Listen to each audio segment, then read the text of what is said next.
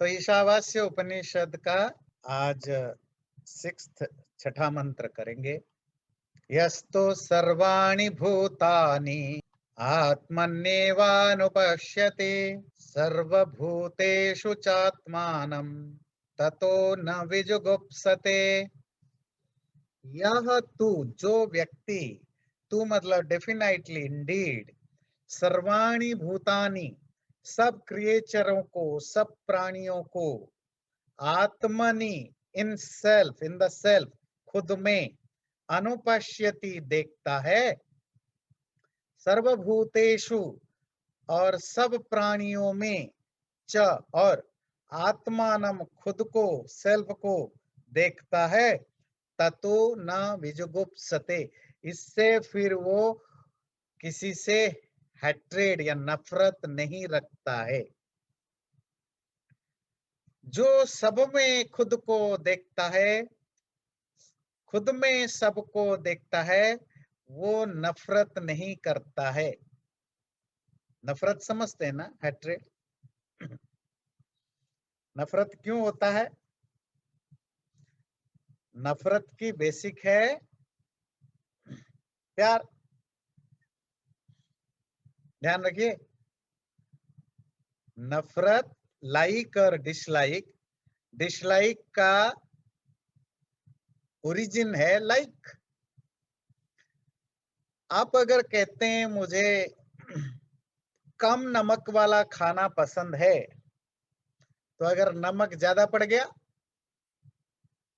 तो आपको पसंद नहीं है, नापसंद है। अब आप नाराज होंगे कि क्यों नमक ज्यादा डाला। अगर आपको कूल काम एटमॉस्फेयर चाहिए, बिल्कुल peaceful atmosphere, you like a peaceful atmosphere, इसका मतलब आज जहां शोर होगा, you will not like it. तो जो डिश लाइक है, ध्यान रखिए, उसकी ओरिजिन लाइकिंग में है, नफरत की ओरिजिन प्यार में है। आप कहते हैं मुझे ये चीज प्यार है, सपोज आपको घर से प्यार है, आपकी स्पाउस से प्यार है, किसी से भी, बच्चों से प्यार है, पैसे से प्यार है, और वही चीज खराब हो गया, नष्ट हो गया, टूट गया, मर गया, फिर आप परेशान हो जाते हैं। आप परेशान क्यों हुए? क्योंकि आप उसे प्यार करते थे। ऐसा ना हो आप उसकी ठीक अपोजिट साइड को डिसलाइक करते। ध्यान रखिए, अगर आप गाड़ी से प्यार करते हैं, तो वो गाड़ी को जब भी नुकसान, आप कभी नहीं चाहते हैं कि गाड़ी को नुकसान घटे, कोई नुकसान हो। आप बहुत बुरा समझते हैं आपकी गाड़ी के साथ कोई बुरा करे, कोई पत्थर मारे, कोई चोट लग जाए। तो प्यार और नफरत, लाइक और डिसलाइक साथ साथ चलते हैं। ऐसे ही है जैसे कांटा और गुलाब, है ना। तो मैं आपको एक मजेदार अपना इंडिविजुअल एक्सपीरियंस बताता हूँ। जब मैं बैकयार्ड में, गार्डन में काम करता हूँ, मुझे जब भी प्रॉब्लम हुआ है, एक गुलाब के कारण हुआ है। कुछ करो वो कांटा चुभ जाता है। कभी कांटा उसको काट के कहीं बच्चों ने डाल दिया होगा, कुछ किया कि पैर में चुभ जाता है। कभी, मतलब पचासों बार मुझे प्रॉब्लम हुआ है। It's only because of the rose plants. और किसी फ्लावर से या किसी चीज से कभी गार्डन में प्रॉब्लम हुआ ही नहीं। क्यों? कांटा, कांटा तो गुलाब में ही है, और आप गुलाब को हटा नहीं सकते हो, क्योंकि सुंदर भी वही है। पसंद आपको गुलाब में है। तो जहां प्यार होगा वहां कांटा होगा, ध्यान रखिएगा। तो वो हिंदी मूवी एक आया था ना, फूल और कांटे। तो फूल और कांटे तो साथ साथ चलते हैं ना। आप कहो नहीं जी मैं तो इससे प्यार करता हूं, नफरत की क्या मतलब है? नहीं, जब भी आप प्यार करते हैं किसी इंडिविजुअल से, तो आप इनडायरेक्टली, अननोइंगली, नोइंगली आप बहुतों के खिलाफ नफरत पाल रहे हैं। उस इंडिविजुअल को कोई चोट पहुंचाए, कोई ठीक से बात ना करे, कोई गलत तरीके से बात करे, फिर आप उससे नफरत करने लग जाते हैं। तो नफरत बाय डिफॉल्ट आपके अंदर आ जाता है जब आप प्यार करते हो। तो क्या सचमुच प्यार इतना खराब है कि वो नफरत पालता है? नहीं, प्यार के अलग अलग तरीके हैं। एक प्यार होता है जो आप किसी इंडिविजुअल से व इंडिविजुअल एंटिटी से प्यार करते हो। वो जो इंडिविजुअल से प्यार करना व इंडिविजुअल एंटिटी से प्यार करना, वो आपके इमोशन को एक्सक्लूसिव बनाता है। एक्सक्लूसिव समझते हैं? आपने कहा कि मुझे ये पर्टिकुलर टाइप ऑफ फूल पसंद है, तो बाकी सारे फूल हट गए ना, एक्सक्लूड हो गए। आपका प्यार क्योंकि एक्सक्लूसिव है, इसीलिए उसके अंदर हैट्रेड छुपा हुआ होता है। पति और पत्नी में, या जो नए जमाने के जो गर्लफ्रेंड बॉयफ्रेंड में, एक जो बहुत जगह एक प्रॉब्लम है शक करना, बात जेलेसी। वो जेलेसी क्यों आता है? एक्सक्लूसिव प्यार। मैं तुमसे प्यार करता हूं या करती हूं, इसका मतलब है कोई दूसरा, अगर आप मेरे पति हैं तो कोई लेडी आपको उतने प्यार से बात नहीं कर सकती। अगर करे तो फिर तो मेरे अंदर जेलेसी पैदा होगी। और अगर मैं पति हूं तो मेरा तुम एक्सक्लूसिवली तुम मेरी हो, मेरे प्यार एक्सक्लूसिवली तुम्हारे लिए। फिर कोई दूसरा पुरुष तुमसे प्यार करे ना करे, अगर थोड़े मेरे जैसी बात करने लगे, प्यार थोड़ा अच्छा बिहेव करने लगे, तो फिर मुझे डाउट होने लगता है, शक होने लगता है।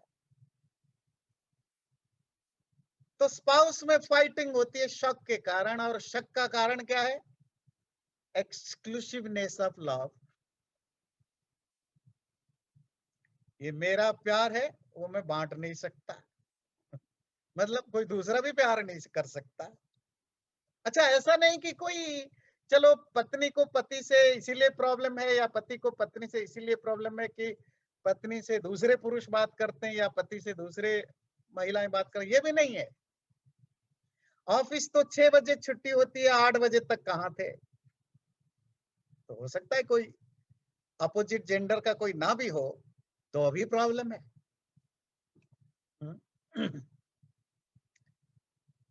बच्चों की प्रॉब्लम, अच्छा ऐसा नहीं कि ये पति पत्नी में है, बच्चों में देखिए,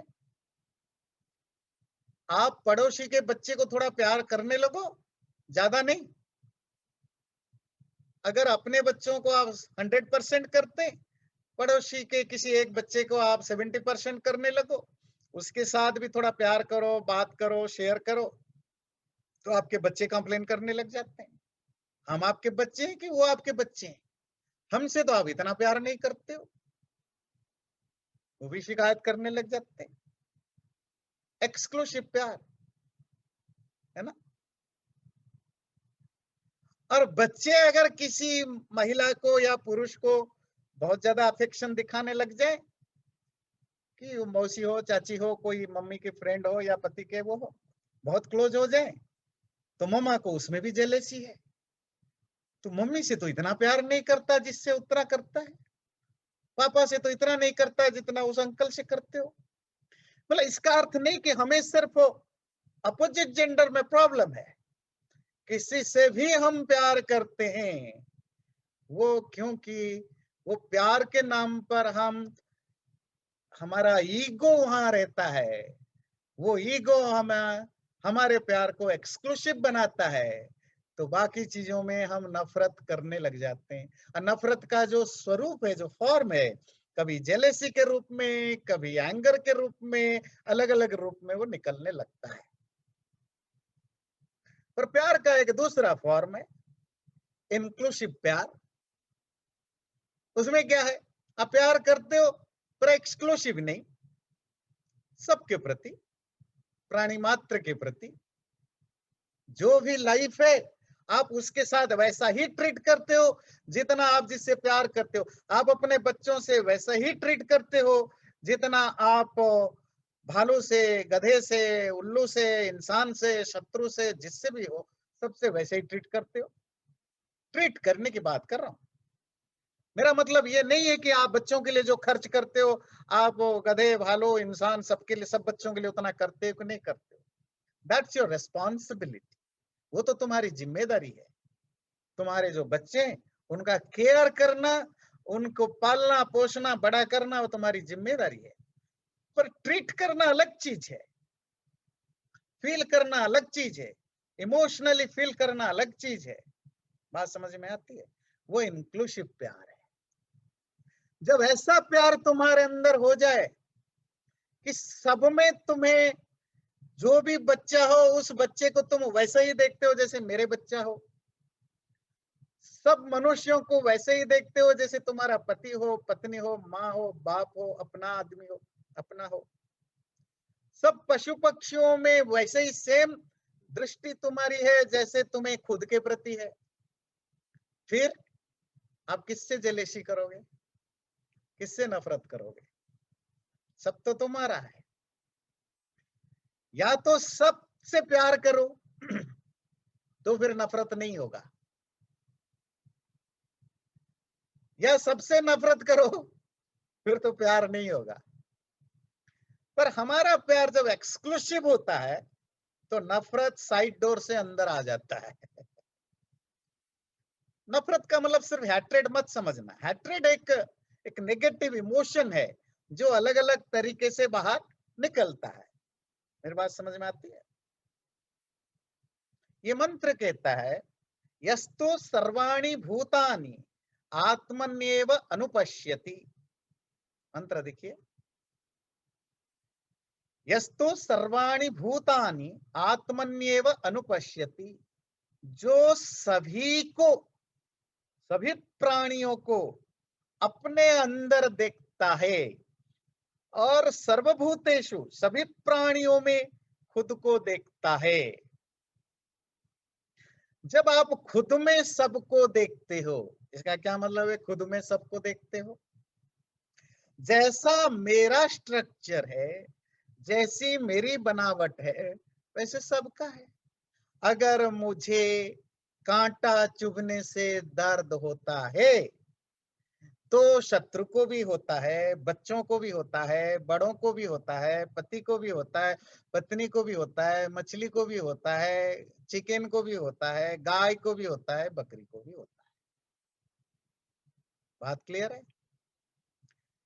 जैसा अगर मुझे दर्द होता है सबको भी दर्द होता है। जब मेरे बच्चे को कोई उठा के ले जाता है, मेरे बच्चे को कोई थप्पड़ मार देता है तो मैं परेशान होता हूं। तो कुत्ते के बच्चे को कोई उठा के ले जाए तो कुत्ते की माँ भी तो परेशान होती है। बिल्ली के बच्चे को कोई उठा के ले जाए तो बिल्ली को भी परेशानी होती है, उतना ही दर्द होता है, उतना ही तड़प होता है। मेरे सामने किसी को कोई मारता हुआ देखूं, कोई थप्पड़ मारता है, गालियां देता है, कुछ भी कष्ट पहुंचाता है, मुझे बहुत पेन होता है।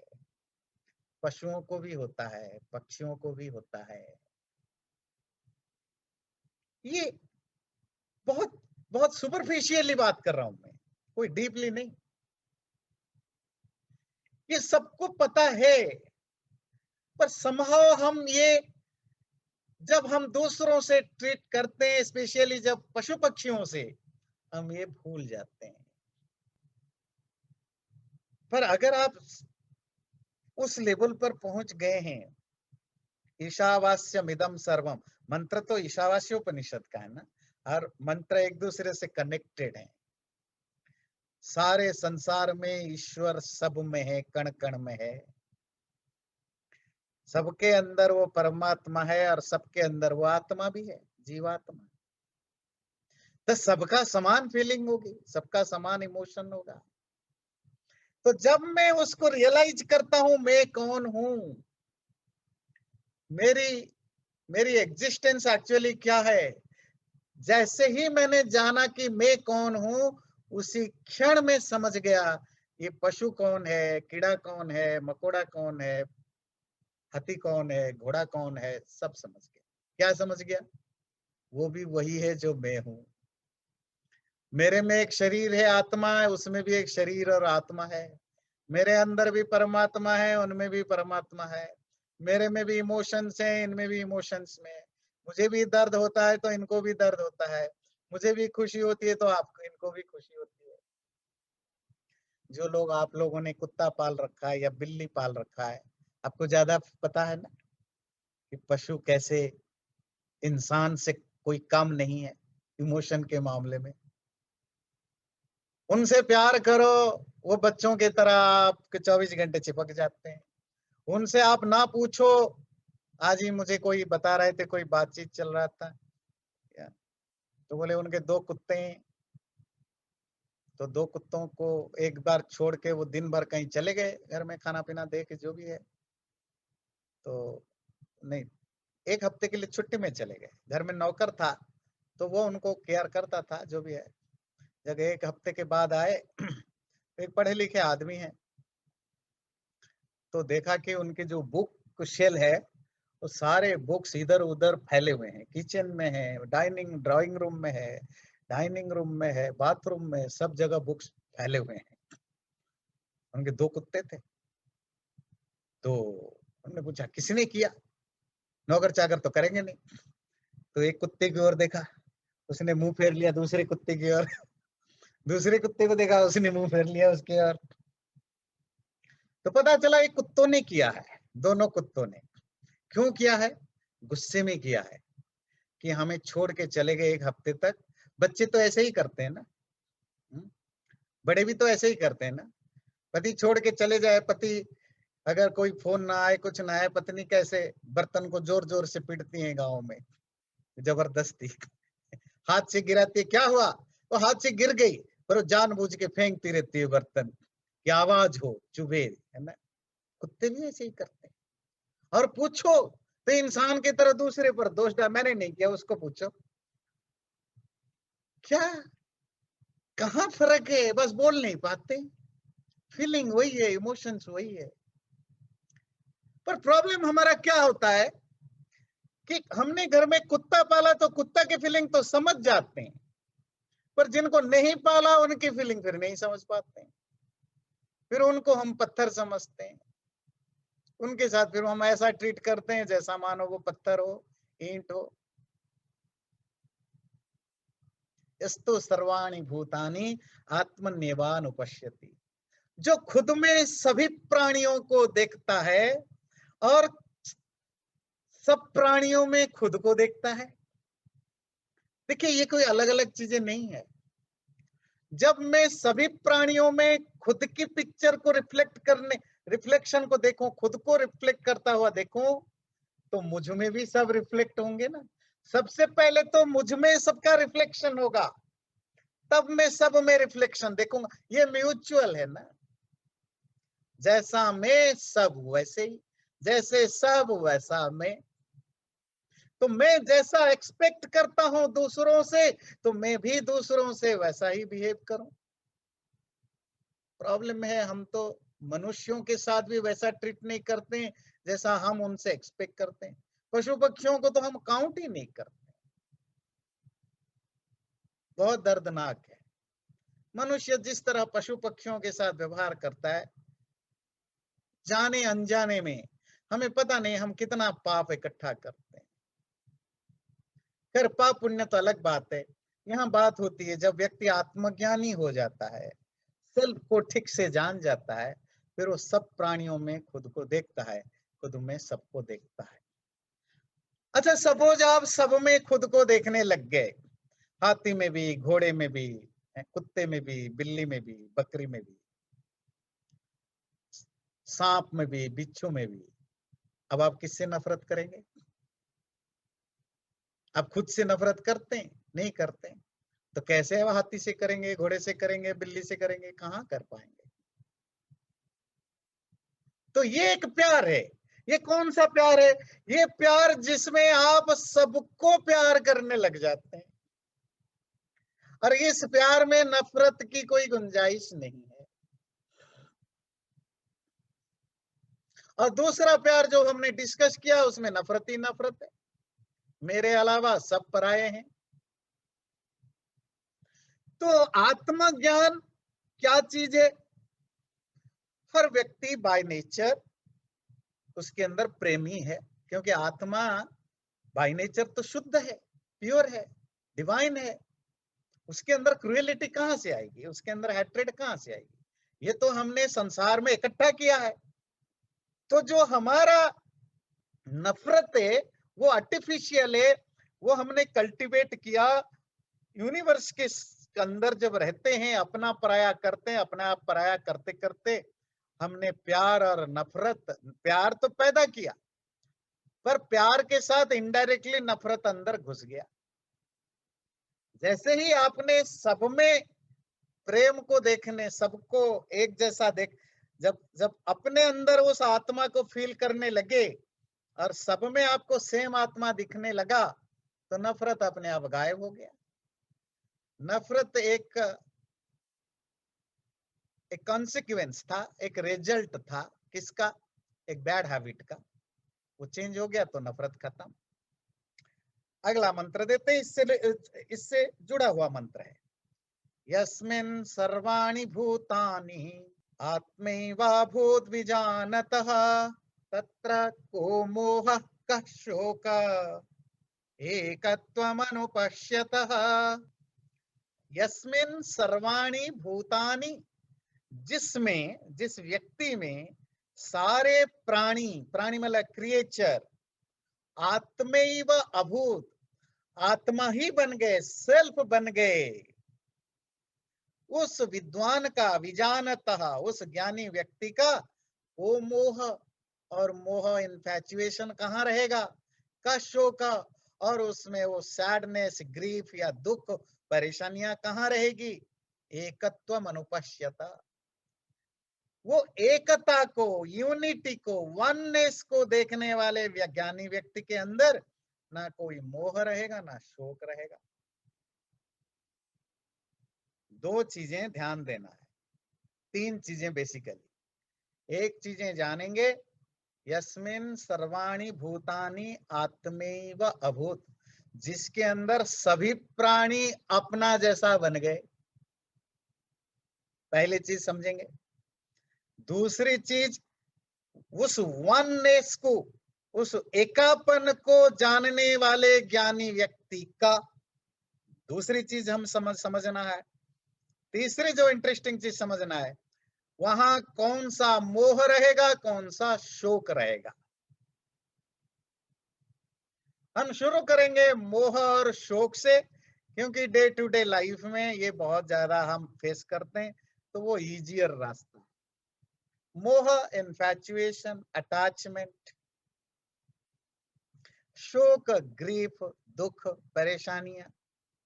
आजकल करोड़ों लोग दुखी हैं, जिनके अपना कोई रिलेटिव जो कोरोना महामारी के कारण या तो बीमार है, या मर रहा है, या मर गया है, या डर है कि कुछ ना हो जाए, हॉस्पिटल में है, जो भी है, दुख है बहुत। आपको पता है आपको दुख कहाँ होता है? कोई मर जाए आपको दुख होता है? आप कहेंगे हाँ, झूठ है। अगर मरने से दुख होता तो आपको पता है ब्राजील में कितने लोग मरते कोरोना से? कब आपको दुख हुआ? कब आपने खाना छोड़ा? कब आपने पीना छोड़ा? अगर मरने से दुख होता तो सपोज हम इंडियन कम्युनिटी वाले हैं, जैसे अमेरिका में तो अभी एक साल के अंदर कितना मिलियन तक पहुंच गया होगा, मुझे पता नहीं एक्चुअल रेट क्या है, कितना है, शायद 10 लाख से ज्यादा हो गया होगा जो डेथ रेट है, मर गए होंगे। कितना आपको दुख हुआ? नहीं हुआ। और भारत में भी लाखों अभी मर रहे हैं, आपको दुख उसके कारण नहीं हो रहा है कि भारत में लाखों मर रहे हैं, ध्यान दीजिए, आपका दुख और कारण है। तो मरने से किसी को दुख नहीं होता है, किसी के मरने से दुख कहां होता है वो हम समझेंगे। सपोज कोरोना के कारण दुनिया में अभी तक 50 लाख या 50 लाख करीब लोग मर चुके हैं। मुझे एक्चुअल उसकी फिगर पता नहीं है, मान लीजिए 50 लाख करीब मर चुके हैं। हमने न्यूज़पेपर में पढ़ा, मीडिया में पढ़ा, इधर उधर देखा, सोशल मीडिया में देखा, हमने कहा वो देखो 50 लाख मर चुके हैं। पार्टी में जाते हैं, ड्रिंक उठाते हैं, बात करते हैं, do you know it's bad. There are half of the billion people are already dead. Governments क्या कर रहे हैं? कितना पेग बनाओ, 2 बनाओ, साथ में क्या लेंगे? चलो क्या है क्या? अच्छा समोसा दे दो, गुलाब जामुन तो दे दो। हाँ, कहाँ थे? हाँ, इट्स वेरी बैड। 50 लाख लोग मर गए। आप दुखी नहीं है, आपकी पार्टी चल रही है, मस्ती चल रही है, एंजॉयमेंट चल रहा है। उल्टा 50 लाख लोगों का मरना आपके लिए एक नया फेनोमेना है, टॉकिंग के लिए, पार्टीज के लिए, डिस्कशन के लिए, ग्रुप के लिए, किटी पार्टी के लिए एक नया सब्जेक्ट मैटर ऑफ टॉकिंग।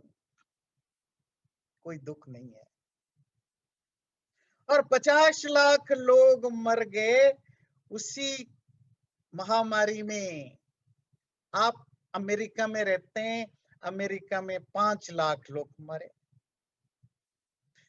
अगर आप अमेरिका से कनेक्टेड ज्यादा हैं इंस्टेड ऑफ इंडिया, तो आपको ज्यादा दुख होगा। 50 लाख लोगों के कंपैरिजन आप ज्यादा, आपको थोड़ा ज्यादा दर्द ज्यादा फील होगा अमेरिका में जो 5 लाख मरे। 50 लाख में वो दर्द नहीं था जितना 5 लाख लोग मरने में आपको दर्द हुआ।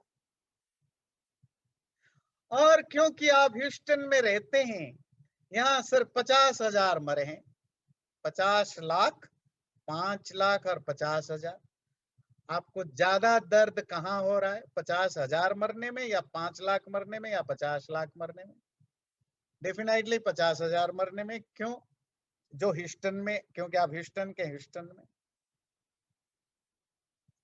आपकी कम्युनिटी में 10 लोग मर गए, कौन सा पेन ज्यादा होगा? 10 लोग मरने में। और जिनको आप जानते हैं कि जानने वालों में 3 लोग मर गए हैं, वो 3 लोग वाला ज्यादा दुख करेगा, या कम्युनिटी के 10 लोगों के मरने से आपको ज्यादा दुखी होंगे, या ह्यूस्टन में 5,000 मरे वो ज्यादा दुखी करेगा, या पूरे दुनिया में 50 लाख मरे? कौन सा दुख ज्यादा कर रहा है? 3 लोग जो मरे आपके जान पहचान। और सपोज उनमें से एक आपका फैमिली का हो, फिर तो गया सारा संसार एक तरफ, आपका दुख एक तरफ। और सपोज आप खुद हॉस्पिटल में पड़े हुए हैं, मरे नहीं है, आप अभी मरे नहीं है ना, बहुत ज्यादा सीरियस भी नहीं है, बट आप हॉस्पिटलाइज्ड हो चुके हैं, ऑक्सीजन थोड़ा कम पड़ा, आप हॉस्पिटलाइज्ड हैं। कौन सा दुख आपको ज्यादा लग रहा है? हॉस्पिटलाइज्ड होना आपका खुद का। बात समझ में आते? दुखों की जो इंटेंसिटी की। तो इन सबके बीच में कौन सा रूल काम कर रहा है जो आपकी शोक को, शोक मतलब ग्रीफ, दर्द को, जो आपके अंदर जो दुख है उसके इंटेंसिटी को कम बहुत कर रहा है? कौन सा अंडरलाइनिंग फैक्टर है? मोह। मोह, अटैचमेंट, अफेक्शन। वो 50 लाख मरे, ठीक है, उनमें हमारा उनके साथ कोई अफेक्शन नहीं है, कोई अटैचमेंट नहीं है। पर 5 लाख क्योंकि अमेरिका में मरे, और हम अमेरिका में रहते हैं, हमें 5 लाख लोगों का मरना ज्यादा दर्द देता है, क्योंकि relatively they are more close, they are closer to us, क्योंकि वो भी अमेरिकन, हम भी अमेरिकन। बात समझ में आई? जब मेरी सिटी की बात आ गई, ह्यूस्टन में 50,000 या 5,000 मरे, वो 5,000 मुझे ज्यादा दर्द दे रहे, वो और मेरे से क्लोज हो गए, उनके साथ मेरा अटैचमेंट और ज्यादा है। और आचार्य मेरे, जी, हाँ, एक क्वेश्चन। आपने कहा था लास्ट ईयर एक क्लास में कि हम लोग सब मौत से डरते हैं, तो दूसरा एक्सप्लेनेशन हो सकता है कि जब मौत करीब आता है तभी हम उस वजह से ज्यादा लगता है, जब भी 3 लोग हमारे जान पहचान में हो तभी। तो मोह के साथ मौत की डर भी होते हैं ना? मौत की डर की बात मैं अभी लाऊंगा, वो लाऊंगा, पर जो जो अभी हम डिस्कशन कर रहे हैं ये मौत के डर के कारण नहीं, इट्स एब्सोल्युटली बिकॉज ऑफ जो अफेक्शन या अटैचमेंट है, जिनको हम जानते हैं, और जो जितना क्लोजली जिसको जानते हैं, वहां हमारा दुख उतना ज्यादा होता है। जिसको हम इतना कम जानते हैं, उसके मरने पर कम दुख होता है। वो मैं आऊंगा, उस टॉपिक को आपने छेड़ा, I will talk about that letter. और मेरा घर वाला हो, उससे सबसे ज्यादा मैं अटैच्ड हूँ, दर्द होता है, पर सबसे ज्यादा अटैच मैं खुद से हूँ। तो खुद मैं ना भी मरूं तो भी मेरे लिए, मेरा छोटा सा भी पेन, मेरी अंगुली कट गई, मेरा एक्सीडेंट हो गया छोटा सा भी, तो भी मेरे लिए 50-50 लाख लोगों के मरने से ज्यादा पेनफुल में, मतलब जो जो दुख है, दर्द अलग चीज है, pain, feeling the pain it's a different thing, पर जो शोक है वो ज्यादा होता है। It's only because of the attachment. उसको दूसरे ढंग से देखिए, क्योंकि मैंने ह्यूमन बीइंग का एग्जांपल दिया तो आप मौत के डर से ले आए। मान लीजिए आपकी कार एक्सीडेंट में खराब हो गई, आपके पास 4 कार है, एक पुरानी है, यू डोंट लाइक इट, बस है तो है, एक बिल्कुल बढ़िया कार और जिसे आप बहुत प्यार करते हैं, रोज साफ साफ करते हैं, किसी को हाथ लगाने नहीं देते हैं, और उसमें थोड़ा खरोंच आ जाए तो आप दुखी होते हैं। तो वहां तो मौत का डर नहीं है ना, इट्स द इमोशनल अटैचमेंट। तो इमोशनल अटैचमेंट से जहां जहां इमोशनल अटैचमेंट होता है वहां शोक होता है। और शोक कितना ज्यादा होगा, इट डिपेंड्स ऑन आपकी इमोशनल अटैचमेंट में इंटेंसिटी कितनी है। मैं बहुत लोगों को देखता हूं, पेरेंट्स जिनके यंग बच्चे का डेथ हो गया है, ऐसे भी पेरेंट्स मैंने देखा जो अपने आप को संभाले हुए होते हैं। मतलब सबसे ज्यादा दुख क्या होता है, जब कोई ओल्ड पेरेंट्स का यंग बच्चा चला जाए, वो सबसे ज्यादा पेनफुल, क्योंकि ये सिर्फ इमोशनल अटैचमेंट कारण नहीं, एक तो होता है आपकी पूरी जिंदगी भर की जो इन्वेस्टमेंट वो बेकार गया, पहली चीज। दूसरा इमोशनल अटैचमेंट है, दैट्स वो सेकेंड थिंग। थर्ड थिंग, आपके फ्यूचर में आपको देखभाल करने वाला कौन होगा, there are so many factors, है ना। वो दुख का सबसे बड़ा इंटेंसिटी उसमें होती है। पर हमने ऐसे बहुत पेरेंट्स देखा है जो ऐसी ऐसी हालत के बावजूद भी बहुत अपने आप को संभाले हुए होते हैं। और ऐसे भी लोग देखा कि जो फैमिली में किसी का डेथ हो गया तो भी वो बिल्कुल रो पड़े, फेंट हो रहा है, बेहोश हो रहा है, परेशान हो रहा है। किसी का कुत्ता मर गया तो वो इतना ज्यादा है कि जी मैं 2 हफ्ते से डिप्रेशन में हूँ। क्यों? और मेरा जो कुत्ता था वो 2 हफ्ते पहले चल बसा। डिप्रेशन की गोली खा रहे हैं लोग, पता है आपको क्यों? क्योंकि मैं कोई मजाक या ऐसा नहीं कर रहा हूँ, इसे ह्यूमन नहीं है, वो कुत्ता से वो इतना ज्यादा अटैच था, तो कुत्ते के मर जाने पर उसको 2 हफ्ते से वो उतना ज्यादा उसको शॉक लगा है, वो डिप्रेशन की गोलियां खानी पड़ रही है। क्यों? कुत्ते से प्यार जो था, बात समझ में आती? प्यार, वो जो प्यार जिसको हम शब्द देते हैं, वही है इमोशनल अटैचमेंट। उसमें प्यार एक फॉर्म है। अब अंडरलाइनिंग फैक्टर क्या है? जहां जहां इमोशनली आप अटैच्ड हो, वहां वहां शोक होगा ही होगा। मंत्र कहता है यस्मिन् सर्वाणि भूतानि आत्मैव अभूत विजानतः तत्र को मोह का शोक एकत्वम अनुपश्यत। जिस व्यक्ति में सब एक का एकाकार हो गया, एक हो गया, वननेस जो देखता है, एकापन को देखता है। एकापन को देखना, बिल्ली में भी वही आत्मा, कुत्ते में भी वही, गधे में भी वही, इंसान में भी वही, जानवरों में भी वही, पक्षी में भी वही आत्मा, सब में सेमनेस को देखता है। देखने का मतलब नॉट टू सी, रियलाइज करता है। ध्यान रखिए, आज जिन दो मंत्रों की बात कर रहे हैं, it's a state of realisation. जब आप रियलाइज कर जाते हैं तो आपके साथ क्या होता है। नॉर्मल लाइफ में आप इस तरह के हालत को कल्टीवेट कर सकते हैं, आप ऊपर उठ सकते हैं, पर एब्सोल्युटली ऊपर उठने के लिए you have to be a realised person. Once you realised the oneness in everything, फिर ना आपको कोई शोक है ना कोई मोह है। एक्चुअली ईशोपनिषद क्या कहता है? ना वहां मोह है ना शोक है। मोह पहले आया, शोक बाद में आया। क्यों? जहां जहां मोह, यत्र यत्र मोह तत्र तत्र शोक। जहां जहां मोह होगा वहां वहां शोक होगा। और इसका अपोजिट, जहां जहां मोह नहीं वहां वहां शोक नहीं। 50 लाख लोग मर गए, वहां कोई मोह नहीं था, इसीलिए शोक भी नहीं था। 5 लोग पड़ोस में मर गए, दुख हुआ क्योंकि मोह था तो दुख हुआ। एक आदमी घर में मर गया तो दुखी हुए क्योंकि मोह ज्यादा था तो दुख ज्यादा हुआ। शरीर का एक अंग कट गया तो सबसे ज्यादा मोह शरीर में, तो सबसे ज्यादा दुख हुआ। तो जहां जहां मोह वहां वहां शोक, नहीं मोह तो नहीं शोक। मोह मिटेगा कब? जब सब में एकापन देखोगे, है ना। या तो सब, जैसे ही आप सब में सबको अपने आप को देखने लग जाते हो, फिर अपना कौन पराया कौन?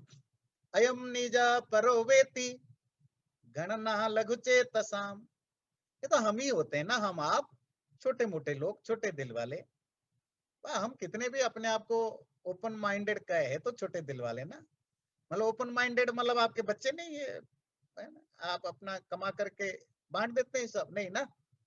तो कोई हो सकता है रिलेटिवली बेटर हो, कोई थोड़ा कम खराब हो, पर ओवरऑल यार हम एक छोटे दिल वाले, अपना पराया में जिंदगी जीते हैं।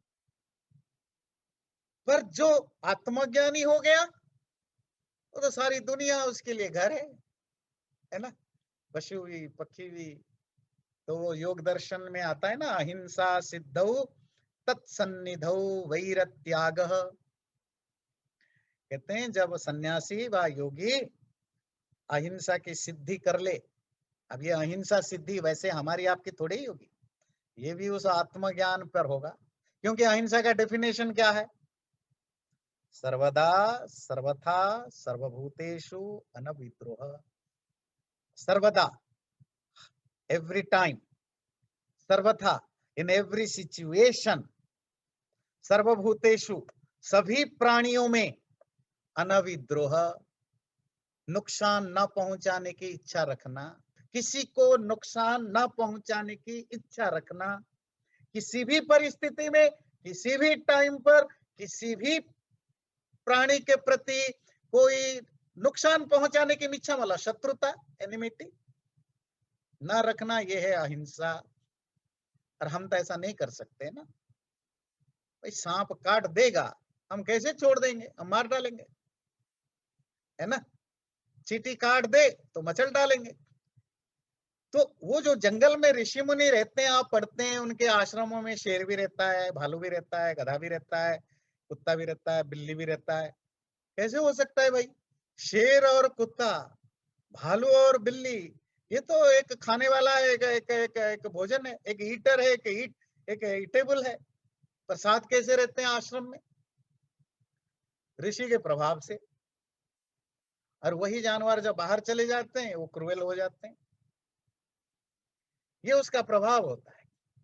जब आपके अंदर इतनी ज्यादा प्रेम आ जाए, सब प्राणियों को आप अपना समझने लगते हो, तो आपकी जो हिंसा भाव है वो अपने आप नष्ट हो जाता है। और इसका रिजल्ट क्या होता है कि क्रूएल से क्रूएल एनिमल भी आपके पास आकर के बिल्कुल शांत हो जाता है, प्यारा बन जाता है। और अगर आप पुराण वगैरह, पुराण की कहानियां पढ़े ना, या कोई महाभारत रामायण की जो हिस्टोरिकल है, या पुराणों में भी बहुत सारी चीजें हिस्टोरिकल मिलते हैं, ऋषि मुनियों की कहानियां पढ़ें, आपको लगेगा ये नहीं, ये तो हो सकता है, आप में भी हो सकता है। जैसे ही आपके अंदर प्रति वो ट्रस्ट आ जाए कि आप हिंसा नहीं करने वाले हो, कोई भी आपसे प्यार करने लगेगा। कुत्ता भी, बिल्ली भी, शेर भी, सांप भी, सब प्यार करने लगेगा। जब आप सब में उस एकापन को देखते हो, वो ध्रुव के तरह, ऋषियों की तरह, मुनि की तरह, फिर आपका क्या शोक रहेगा और क्या मोह रहेगा। Attachment, love is exclusive thing. जब आप इंक्लूसिव इमोशन पर आ गए, फिर किससे प्यार करेंगे, किससे नफरत करेंगे? जब किसी से ना अपना पराया रहा तो किस लिए दुखी होंगे, किसी लिए सुखी होंगे? मरना तो किसी ना किसी को रोज पड़ता है। लोग मरते रोज हैं, रोज पैदा होते हैं। आप क्यों दुखी होंगे, क्यों सुखी होंगे? क्योंकि आपने एक छोटा अपना दायरा बनाया, पेरीफेरी, उसमें कोई पैदा हो जाए तो आप खुशी हो जाते हैं, कोई मर जाए तो दुखी हो जाते हैं। आपका फेंस उखड़ गया, सारी दुनिया आपकी है, तो रोज लाखों लोग मरते हैं, लाखों लोग पैदा होते हैं, तो किसके लिए दुखी बनेंगे, किसके लिए सुखी बनेंगे? उसको आप क्रूएल मत बोलिएगा। कोई अगर नहीं रो रहा है, नहीं टूट रहा है, मत बोलिए कि वो बहुत क्रूएल आदमी है। वो हो सकता है आपसे ज्यादा मैच्योर हो गया हो, उसका मोह कम हो गया हो, इसीलिए उसमें शोक कम आता है। पर उसके अंदर एम्पैथी होगी, काइंडनेस होगा, है ना, लोगों को हेल्प करने की भाव होगा, उस दर्द को वो फील करता है। कोई मर जाए तो उसकी दूसरों के साथ क्या बीत रहा है वो उसको फील कर रहा होता है। खुद दुख में ना हो पर दूसरों के दुखों को वो जरूर फील करता है। ये है। और एक लास्ट लाइन इसमें है, विजानतः, वो वननेस को सब में देखने वाला व्यक्ति के लिए ईशोपनिषद में जो शब्द यूज किया, विज्ञानी, विजानता मतलब विज्ञानी व्यक्ति का, ज्ञानी व्यक्ति का, मतलब उपनिषद की भाषा में वही ज्ञानी है जो सब में उस आत्म तत्व को देख लेता है, खुद में सबको देखता है, सब में खुद को देखता है, वही रियली विज्ञानी है। ज्ञानी नॉलेजेबल पर्सन, विज्ञानी डीपली नॉलेज रखने वाला व्यक्ति। विज्ञान का मतलब हिंदी वाला विज्ञान नहीं जिसका मतलब साइंस है, नहीं। विज्ञान का मतलब विशेष ज्ञान, डीप नॉलेज। मुझे ज्ञान है कि आप रमेश है, आप उमेश हैं, आप गणेश हैं, आप माधव हैं, आप केशव हैं, ये मुझे पता है, ये it's my knowledge. What is the deep knowledge? Ramesh में भी वही आत्मा है, वही शरीर है, वही इमोशन है, गणेश में भी वही है, कुत्ते में भी है, बिल्ली में भी है। ये डीप नॉलेज। आप कहेंगे तो हमें पता है, चलो पहले पता नहीं था, ये गीता उपनिषद ये सब पढ़ने के बाद अब तो पता लग गया। वो तो मीडिया से न्यूज देख के पता लगने जैसा होता नहीं, तो इन्फॉर्मेशन है, अभी दिल में उतरा नहीं है, वो डाइजेस्ट नहीं हुआ है, वो सिर्फ सुपरफिशियल नॉलेज है। The moment until unless you feel it, you realise it, वो ज्ञान नहीं होता है। और जिस दिन आप रियली इसको रियलाइज करने लग जाओ, फिर आपका कोई मोह नहीं बचेगा। जब मोह नहीं बचेगा तो दुख भी नहीं होगा। चैनल को सब्सक्राइब जरूर करें और वीडियो अच्छा लगे लाइक भी जरूर करें।